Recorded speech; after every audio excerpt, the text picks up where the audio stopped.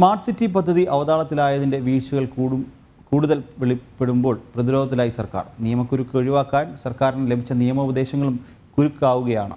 ടികോമിന് നഷ്ടപരിഹാരം നൽകുന്നതിൽ പുനരാലോചനയുണ്ടാകും. ടികോമിന് നഷ്ടപരിഹാരം നൽകാതെ ഒഴിവാക്കിയാൽ കേരളത്തിലെ വ്യവസായ അന്തരീക്ഷത്തെക്കുറിച്ച് മോശമായ പ്രചാരണമുണ്ടാകുമെന്നും കൂടുതൽ കമ്പനികൾ വ്യവസായം തുടങ്ങാൻ താൽപര്യം പ്രകടിപ്പിക്കുന്ന സാഹചര്യം ഇല്ലാതാകുമെന്നും സർക്കാർ തലത്തിൽ വിലയിരുത്തൽ നടത്തിയിരുന്നു.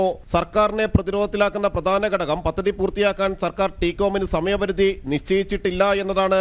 സമയപരിധി നിശ്ചയിക്കാത്ത കരാറിൽ സമയബന്ധിതമായി പൂർത്തിയാക്കാത്തത് ചൂണ്ടിക്കാട്ടി കമ്പനിയെ ഒഴിവാക്കാൻ കഴിയില്ല.